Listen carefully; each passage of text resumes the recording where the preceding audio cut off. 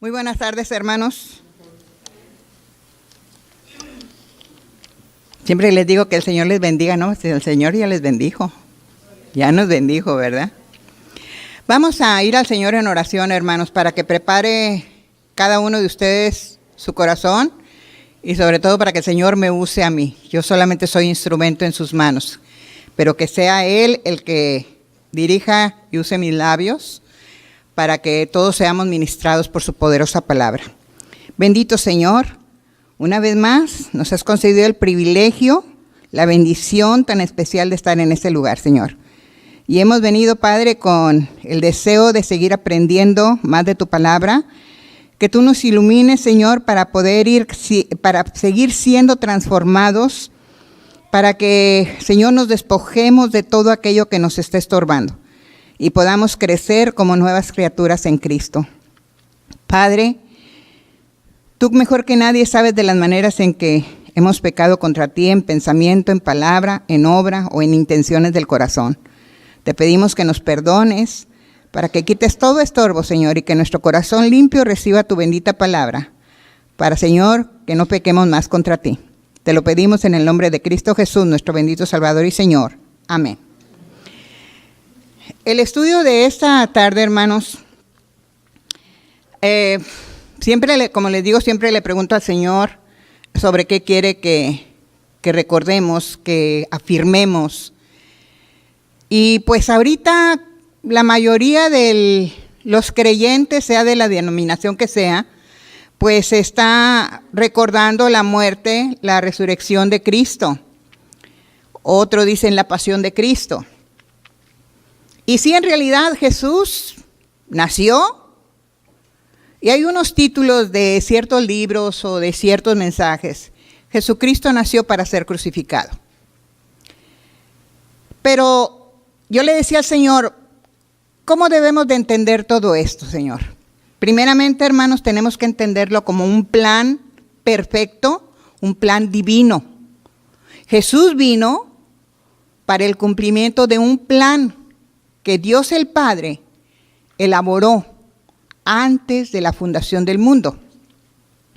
Esto es lo que yo encontré, porque me gusta siempre buscar las citas que me apoyan o que lo que el Señor me dice para poderles compartir a ustedes. En Primera de Pedro, capítulo 1, versículos 18 al 21, dice así: sabiendo que fuisteis rescatados de vuestra vana manera de vivir, la cual recibisteis de vuestros padres, no con cosas corruptibles como oro y plata, sino con la sangre preciosa de Cristo, como de un cordero sin mancha y sin contaminación, ya destinado fíjense ahí, ya destinado desde antes de la fundación del mundo, pero manifestado en los postreros tiempos por amor de vosotros, y mediante el cual creéis en Dios, quien le resucitó de los muertos y le ha dado gloria, para que vuestra fe y esperanza sean en Dios. Este versículo, como les digo, nos apoya el que Dios tenía un plan desde antes de la fundación del mundo.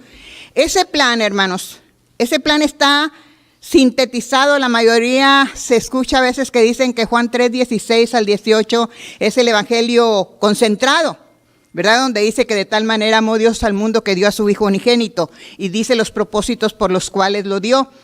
Y en Isaías 53, hermanos, yo siento que ahí está una concentración del plan de Dios a través de Jesucristo, el cual vamos a ir viendo cómo se fue desarrollando de acuerdo a lo que nos narran los evangelios y en el Nuevo Testamento.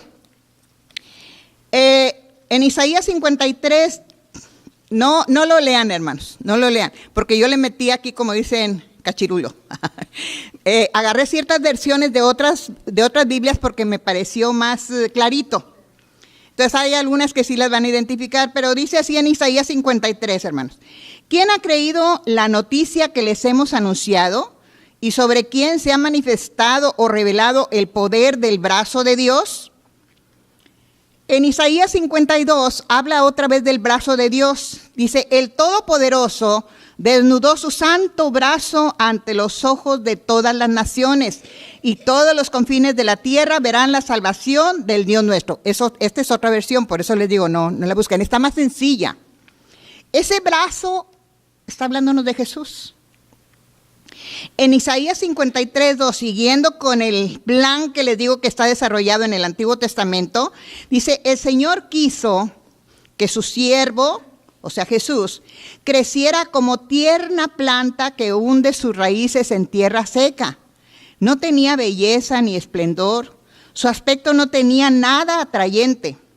Despreciado y desechado entre los hombres, varón de dolores, experimentado en quebranto, y como que escondimos de él el rostro. Fue menospreciado y no lo estimamos. Ciertamente llevó él nuestras enfermedades y sufrió nuestros dolores, y nosotros le tuvimos por azotado, por herido de Dios y abatido. Mas él herido fue por nuestras rebeliones, molido por nuestros pecados. El castigo de nuestra paz fue sobre él, y por su llaga fuimos nosotros curados. Todos nosotros nos descarriamos como ovejas, cada cual se apartó por su camino. Mas Dios cargó en él el pecado de todos nosotros. ¿De quién? De todos nosotros. Angustiado él y afligido, no abrió su boca. Como cordero fue llevado al matadero y como oveja delante de sus trasquiladores enmudeció y no abrió su boca. Por cárcel y por juicio fue quitado y su generación, ¿quién la contará? Porque fue cortado de la tierra de los vivientes, y por la rebelión de mi pueblo fue herido. Y se dispuso con los impíos su sepultura, mas con los ricos fue en su muerte, aunque nunca hizo maldad, ni hubo engaño en su boca. Pongámosle mucha atención a esto que sigue aquí, hermanos. Con todo eso, Dios quiso quebrantarlo, sujetándolo a padecimiento. ¿Quién fue el que quiso esto? Dios. Dios quiso quebrantarlo, sujetándolo a padecimiento. Cuando haya puesto su vida en expiación por el pecado, verá linaje, vivirá por largos días y la voluntad de Dios será en su mano prosperada. Verá el fruto de la aflicción de su alma y quedará satisfecho. Por su conocimiento justificará mi siervo justo a muchos y llevará las iniquidades de ellos. Por tanto, esta es la voz del Padre. Por tanto, yo le daré parte con los grandes y con los fuertes repartirá despojos por cuanto derramó su vida hasta la muerte y fue contado con los pecadores, habiendo él llevado el pecado de muchos y orado por las transgresiones.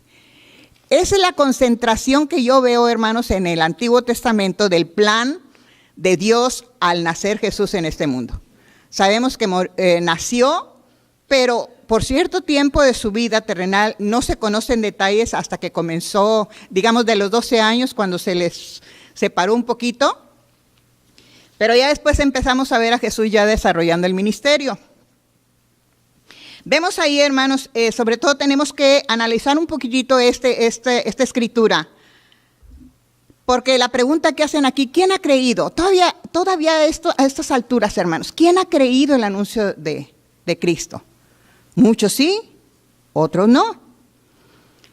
Y cuando el Señor dice que Él desnudó su santo brazo, dice también que Cristo en el Evangelio de Juan dice que, en otra de las escrituras del Nuevo Testamento dice que Él se despojó a sí mismo, tomando forma de siervo, hecho semejante a los hombres. Jesús se despojó. Por eso hay tantas cosas que hasta después empezamos a entender, hermanos, porque la palabra de Dios dice el brazo desnudo de Jehová. Nos estaba hablando de Cristo. Sobre todo dice, hermanos, que Dios lo mandó. Y ya desde entonces Él sabía, nos está diciendo, que iba a ser despreciado, que iba a ser menospreciado y que no iba a tener nada, absolutamente nada de atractivo para nosotros. Lo que me gustó más fue esta porque lo pude entender un poquitito más cuando dice que creció como una tierna planta. ¿Se acuerdan dónde nació Jesús? Como un bebé en un establo, con un matrimonio muy humilde. Dice, creció como tierna planta que hunde sus raíces en tierra seca. Esa tierra eran los corazones de las gentes que no todos creyeron cuando Jesús nació. No todos creyeron cuando Jesús comenzó su ministerio. No todos creen ahorita que Jesús es el único que se necesita para ir al cielo. Equivocadamente el enemigo ha usado a María creyendo que por María van a poder ir al cielo y María nunca dijo eso. Hay que leer con detención la oración de María cuando dice que ella necesitaba de un Salvador. Ella reconoce que necesita un Salvador y reconoce a Dios como su Salvador. Dice, despreciado y desechado. Dice, fue como oveja al matadero. Ustedes y yo sabemos, hermanos, más o menos, ¿verdad? Yo no sé mucho de esto, pero dicen que las ovejitas son animalitos muy mansitos, muy tranquilos, ¿verdad? Imagínense, con esa humildad, con esa mansedumbre, Cristo aceptó las burlas, la traición, los azotes y los clavos en la cruz. Con esa humildad, cuando que sabemos, porque Él mismo lo dice, que Él podía haber pedido a su Padre legiones de ángeles que lo salvaran. Entonces, hermanos, el Señor vio que todos, cada quien iba a tomar su rumbo. Unos negando por completo al Señor. No quieren nada con el Señor, no quieren nada con la religión, dicen ellos. Otros la han agarrado torcido el mensaje. Hay mucha gente que dice, es que yo no soy tan malo, yo no tengo por qué ir al infierno. ¿Sería Dios tan injusto de enviarme allá? Si yo no he matado, yo no he hecho esto, yo no he hecho lo otro. Pero necesitamos entender lo que Dios llama pecado. ¿Y qué es lo que Dios está condenando? Y el Señor habla nada más de esa palabra, pecado. Entre eso está todo lo que va en contra de su voluntad. Y la paga del pecado es muerte. Ahora, ¿cuál era el plan de Dios? Que Jesús iba a venir a pagar el precio de los pecados de todos y cada uno de nosotros, hermanos. Todos. Pero aún así fue despreciado, menospreciado, humillado, pero Cristo lo hizo consciente. En el huerto de Getsemaní, humanamente, Él se angustió, dice, hasta la muerte. Una angustia poco usual en los humanos, pero que sí se presentó en Cristo. Porque Él sabía lo que le esperaba, hermanos. Humanamente sufrió. Pero aún así dijo, no se haga mi voluntad, sino la tuya. ¿Por qué? Porque Dios ya nos está diciendo aquí en Isaías, que sí, y lo iban a encarcelar, lo iban a ejecutar, iba a morir. Inclusive dice, hasta con los impíos se dispuso su sepultura, pero Él fue, dice, sepultado con los ricos. ¿Se acuerdan en qué tumba fue Él puesto? Aunque nunca hizo maldad, ni hubo engaño en su boca. Pero dice que Dios quiso quebrantarlo. Tenía propósito Dios en el sufrimiento de Cristo. Como muchas veces tiene propósito las aflicciones que pasamos nosotros, hermanos, y que no entendemos por qué. Muchos de nosotros nos preguntamos, Señor, ¿pero por qué esto? No entiendo. Dios no nos dice, entiende esto, Carmen. Entiende esta esperanza. ¿Qué nos dice? Cree y confía. Dios quería que pasara Cristo por todo esto porque eso nos iba a beneficiar a nosotros, hermanos. Es un beneficio que nadie más nos puede dar. Y aun sin embargo, todavía ahorita sigue siendo menospreciado ese regalo de la salvación, creyendo que porque somos buenos vamos a ir al cielo. Es un rotundo no. La salvación no es por obras. La salvación es por fe en Cristo. Entonces, en el desarrollo de todo esto, hermanos, el Señor dice, da la noción, o sea, nos hace ver que va a haber triunfo. Dice que cuando Cristo viera el fruto de su aflicción, iba a quedar satisfecho. Cuando Jesús resucitó, no anduvo quejándose, al contrario, se anduvo mostrando a sus discípulos para que vieran que todo lo que Él les había dicho con anterioridad se estaba cumpliendo. Todo lo que se dijo de Jesús aquí en el libro de Isaías, en el libro de Malaquías, hermanos, y en todo donde se anunció la venida del Salvador, se cumplió.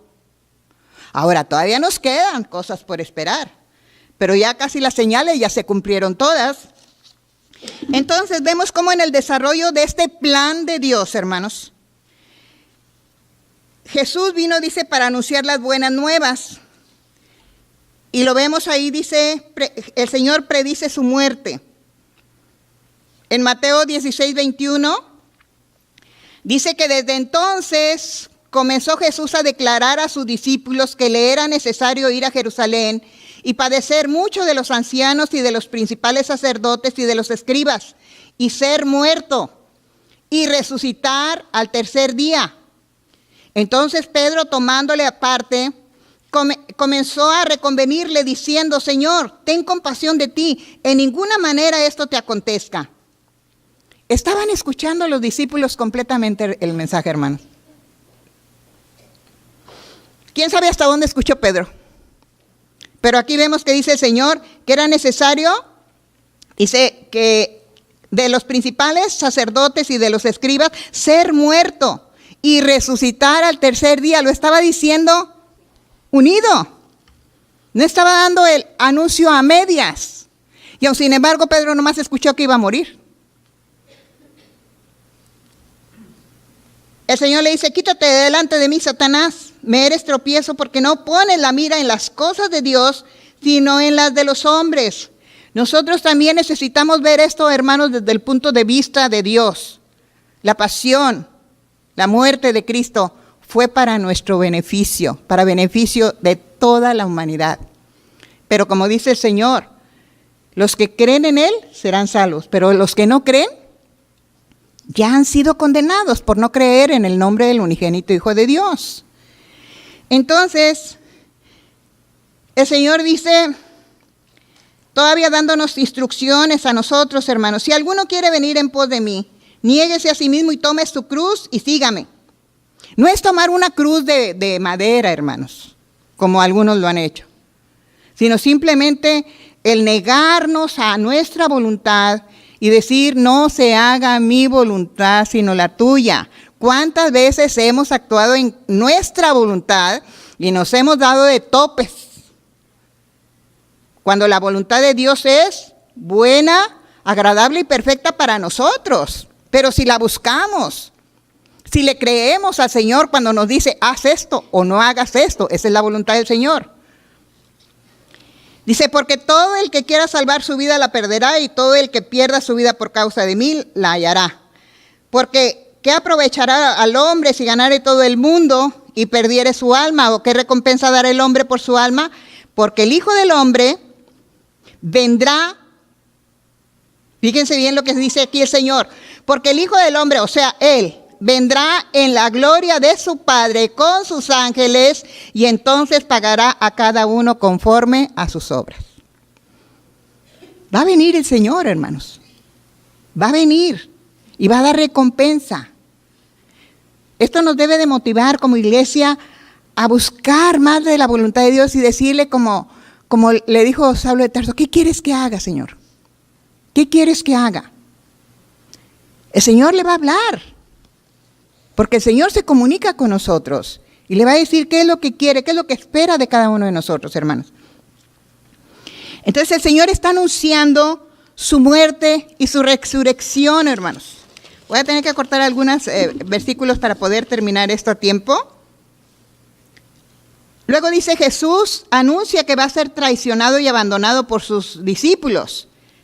Y cuando Jesús es crucificado, hermanos, quiero que veamos ahí, miren, les voy a decir nada más. En Mateo 27 habla sobre todo lo que sucede cuando lo crucifican al Señor. Y dice que junto con él pusieron a 2 ladrones, 2 malhechores que le injuriaban. Pero en el Evangelio de Lucas dice, capítulo 23,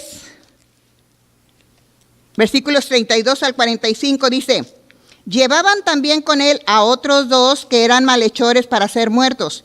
Y cuando llegaron al lugar llamado de la calavera, le crucificaron ahí, y a los malhechores, uno a la derecha y otro a la izquierda. Y Jesús decía: Padre, perdónalos porque no saben lo que hacen. Y repartieron entre sí sus vestidos echando suertes, y el pueblo estaba mirando, y aún los gobernantes se burlaban de él, diciendo: a otro salvó, sálvese a sí mismo, si este es el Cristo, el escogido de Dios. ¿Ven con qué burla se dirigían? Dice: los soldados también le escarnecían, acercándose y presentándole vinagre, y diciendo: si tú eres el rey de los judíos, sálvate a ti mismo. Había también sobre él un título escrito con letras griegas, latinas y hebreas: este es el rey de los judíos. Y uno de los malhechores que estaban colgados le injuriaba diciendo: si tú eres el Cristo, sálvate a ti mismo y a nosotros. Respondiendo el otro le reprendió diciendo: ni aún tú temes a Dios, estando en la misma condenación. Nosotros a la verdad justamente padecemos, porque recibimos lo que merecieron nuestros hechos, mas ningún mal hizo. Y vienen otras palabras de Jesús, y dijo Jesús, y le dijo este malhechor a Jesús, acuérdate de mí cuando vengas en tu reino. Entonces Jesús le dijo, de cierto te digo que hoy estarás conmigo en el paraíso. En el Evangelio de Mateo nada más dice que los dos malhechores lo injuriaban, los dos. ¿Qué pasó? ¿Qué hizo cambiar de opinión a uno de ellos? Porque yo le digo, yo soy muy preguntona con el Señor. ¿Qué hizo? Y al leer en el Evangelio de Lucas, este malhechor escuchó a Jesús que dijo, Padre, perdónalos. ¿A quién se estaba dirigiendo Jesús? Él escuchó. ¿Qué estaba pidiendo? Cuando que él podía haber pedido otra cosa. Estas palabras de Jesús, digo yo, me gusta pensar eso, hicieron reflexionar a este malhechor que al principio comenzó a injuriar al Señor. Y le dice al otro, oye, nosotros estamos pagando lo que nosotros hicimos, pero él ningún mal ha hecho. ¿Qué hubo? ¿Qué hubo ahí, hermanos? El malhechor reconoció sus pecados, reconoció que por sus delitos estaba en la cruz y reconoció el señorío de Jesús, reconoció el reino del Señor. Y esto hizo la diferencia en el destino de esa alma. Porque a veces dicen, no, el buen ladrón y el mal ladrón. Hasta hay quien lo tienen por ahí como santo. No sé qué nombre le ponen. Pero nada que ver. Pero la cuestión es que ahí el Señor nos está marcando cómo desde un principio Él vino a hacer la diferencia en los pecadores que se arrepintieron, hermanos. Los pecadores que reconocieron su pecado, se arrepintieron y lo reconocieron, lo aceptaron, lo valoraron. ¿En qué condiciones estaban, hermanos? Y aún sin embargo, ahí en la cruz comenzó el eco de ese gran amor que dice que Dios nos mostró, e hizo eco en el corazón de este malhechor. Hermanos, Jesús también, cuando anunció a sus discípulos que iba a resucitar, nosotros sabemos que al tercer día resucitó. El desarrollo de este plan, hermanos, nos vamos a ir a 1 Corintios, donde dice, en el 15 del 1 al 9, además os declaro, hermanos, el evangelio que os he predicado, el cual también recibiste, en el cual también perseveráis, por el cual asimismo si retenéis la palabra que os he predicado, sois salvos, si no creéis en vano. Vean las palabras que nos recalca, hermanos. Hay muchos que creen, ¿se acuerdan de los 4 terrenos? Hay quienes oyen, pero no echan raíz.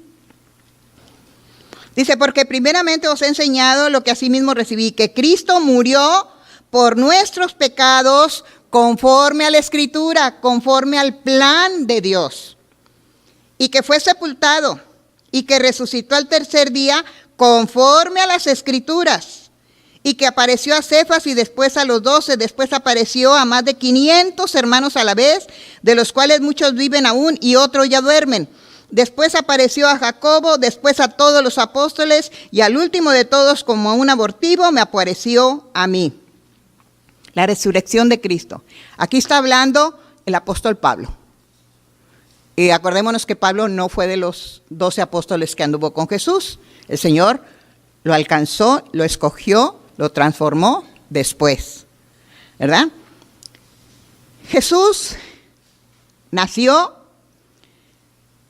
murió, resucitó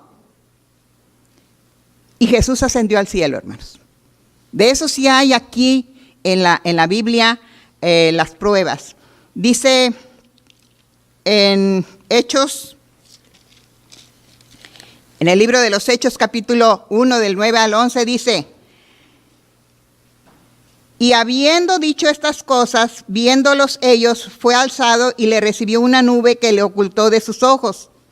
Y estando ellos con los ojos puestos en el cielo, o sea, los apóstoles, dice, entre tanto que él se iba, he aquí se pusieron junto a ellos 2 varones con vestiduras blancas, los cuales también les dijeron, varones Galileos, ¿por qué estáis mirando al cielo? Este mismo Jesús que ha sido tomado de vosotros al cielo, así vendrá como le habéis visto ir al cielo. Eso es lo que estamos esperando nosotros, hermanos. Unos lo vieron subir, otros lo vamos a ver descender por su iglesia. Pero, hermanos, la cuestión es que el Señor nos dice que en su venida, fíjese lo que dice este versículo, es en Hebreos 9, 27, 28. Y de la manera que está establecido para los hombres que mueran una sola vez, después de esto el juicio, así también Cristo fue ofrecido una sola vez para llevar los pecados de muchos y aparecerá por segunda vez sin relación con el pecado para salvar a los que le esperan. ¿Está usted esperando al Señor, hermano? Dios quiera que estemos preparados, hermanos, porque quiero volver a repetir esto. Cristo vendrá por segunda vez sin relación con el pecado. Por eso el Señor dice que debemos de despojarnos de nuestra vieja naturaleza, renovarnos, vestirnos con las vestiduras de Cristo, las vestiduras de santidad. Porque el Señor nos advierte que muchos podremos estar engañados, hermanos. Porque dice el Señor que a muchos les va a decir, apártense de mí, hacedores de maldad, yo nunca los conocí. En resumen, hermanos, hay quienes les gusta discutir. A mí no me gusta discutir sobre que si la tribulación antes, que si la tribulación en medio, que si la tribulación después. Yo lo que sé es que Cristo viene por su iglesia. Y que tenemos que estar preparados. Que el Señor, donde huela pecado, no va a tener relación con esa persona. Por eso nos dice el apóstol Juan, el Señor ya nos conoce, hermanos. Y dice el Señor en su palabra en primera de Juan, que si hemos pecado, lo confesemos nuestros pecados, porque Él es fiel y justo para perdonarnos y limpiarnos de toda maldad. Él. Entonces, la sentencia, hermanos, hay una promesa que viene a completar el plan perfecto de Dios. Pero ya se vio cumplido el plan de Dios a través de Jesucristo en la tierra. Ahora, después de su segunda venida, ¿qué nos espera a nosotros? Dice, no, y luego ya será el fin. No, hermanos, será el inicio de la eternidad con Cristo. En Apocalipsis 21, 7, Apocalipsis 21, 7, viene la promesa. Esa promesa nos habla de un cielo nuevo, una tierra nueva. Dice, porque el primer cielo y la primera tierra pasaron y el mar ya no existía más. Y yo vi la santa ciudad, la nueva Jerusalén, descender del cielo de Dios, dispuesta como una esposa ataviada para su marido. Y oí una gran voz del cielo que decía, he aquí el tabernáculo de Dios con los hombres, y Él morará con ellos, y ellos serán su pueblo, y Dios mismo estará con ellos como su Dios. Enjugará Dios toda lágrima de los ojos de ellos, y ya no habrá más muerte, ni habrá más llanto, ni clamor, ni dolor, porque las primeras cosas pasaron. Promesa. Pero también hay una gran advertencia, una sentencia en Apocalipsis 21, 8. Pero los cobardes e incrédulos, los abominables y homicidas, los fornicarios y hechiceros, los idólatras y todos los mentirosos tendrán su parte en el lago que arde con fuego y azufre, que es la muerte segunda. Promesa y sentencia. El Señor ya nos da a conocer todo, hermanos. Como vimos en el estudio pasado, ya no hagamos más llorar a Dios, hermanos. Ya no lastimemos más su corazón, ya no menospreciemos a Cristo.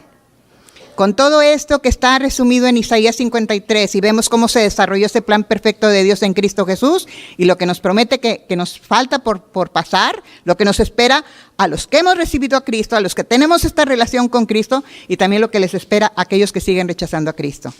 Dios nos ayude, hermanos, para que este tiempo en la que muchos tratan de celebrar con ceremonias, lo celebremos aquí en el corazón.